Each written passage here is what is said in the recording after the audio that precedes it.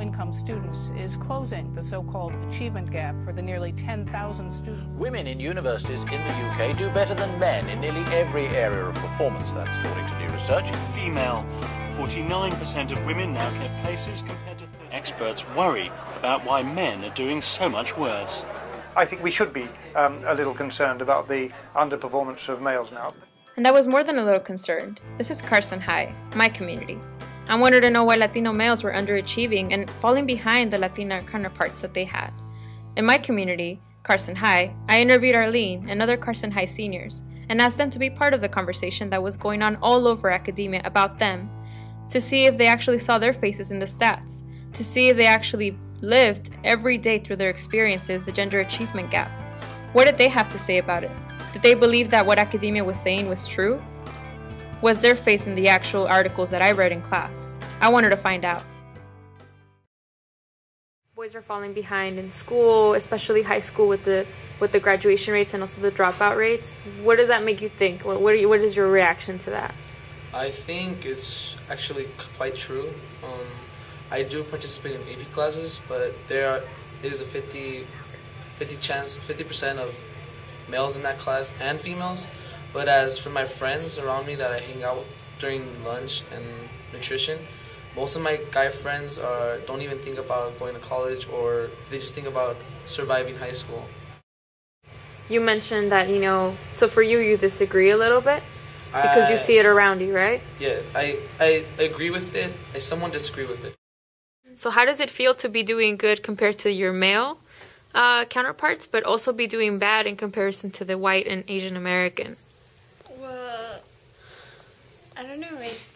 It goes both ways. I'm glad that girls are getting up there, and it's sad to see that the guys aren't there as well. But then again, I guess I don't know what's going on. I don't know what messages the other minority students are getting, minority females are getting.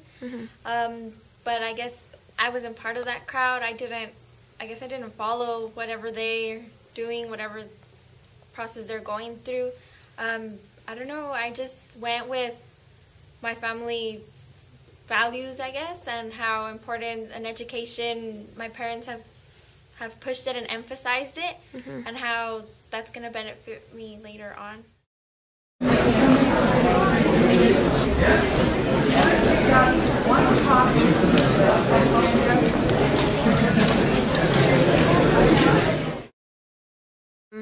I also wanted to ask you just a little bit about some statistics that I found out about Carson High specifically.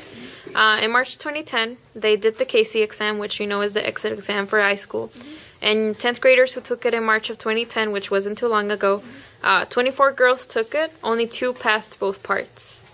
So that's a lot of people taking it and not a lot passing. Yeah. What do you think? I know I saw your face, so that should be the right reaction, but just tell me what you're thinking. Well, I don't know. It's strange to hear that, because it's not very hard. Difficult. No, it's basic, like things I guess you learned in middle school.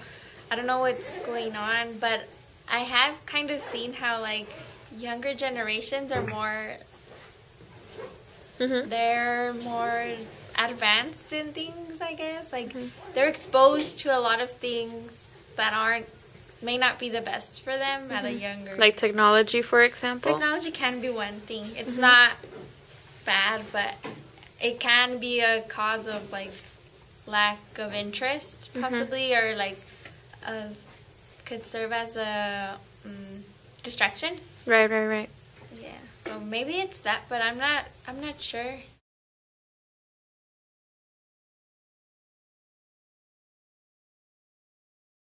Not just Mexican, but Latin families in general are much tighter than are, for say, Asians or white or even African Americans.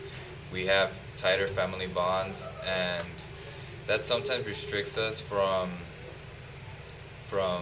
getting a higher education, or it pushes us to get them, depending on the situation that we're in.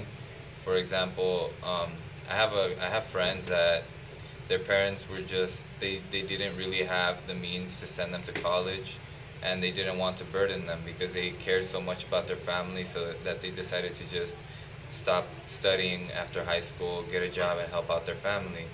And for instance, there's other families in which they may be in the same situation, but the family might say, you know what, we don't care if I have to, the father or the mother might say, I don't care if I have to work double shifts, if I have to get 3 jobs, but I'm putting you through college.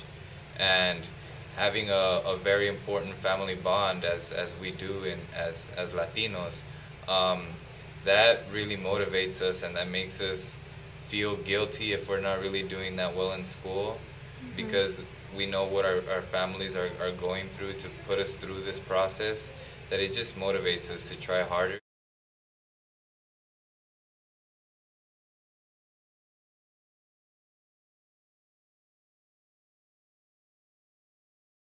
It depends also on what generation you are. For example, I think that the people that have it the hardest are the first generation here in the U.S. because they're trying to assimilate here to American culture while their parents are trying to raise them with the culture of whatever country it may be that they're from. And once they're a second, third, fourth generation, their parents already grew up here and they're kind of aware of what it is to live here, what it is to grow up here, and they're a little bit more tolerant of changes. Are your parents involved in your education as far as like attending parent meetings or open houses? When occasionally my parents come to open houses, but it's just always my mom, because my dad's always working. But rarely my mom does come. Your mom doesn't work? She does work, but she gets out of work around 4, so it's right after school. And my dad, he works all day. Any involvement in school as far as your parents go? Well, PTA meetings, never. They go to like conferences once in a while if they have time. Open house, maybe, only if there's extra credit involved, then they'll show up. But other than that, no, because they're always working. Both of them? Both of them. Does one show up more than the other? Yeah. Your mom? Dad. Your dad shows up more to the open house and all that? Yeah.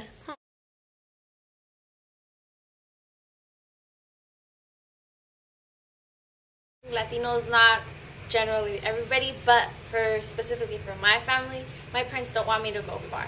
So like one of my dream schools is UCLA, another one would be Santa Barbara, but I don't know, I think they kind of avoid that whole situation. They would want me to go the talk? Yes, the talk. They would want me to go to Cal State Dominguez or Cal State Long Beach, something that's much more closer where I'd be able to commute every day.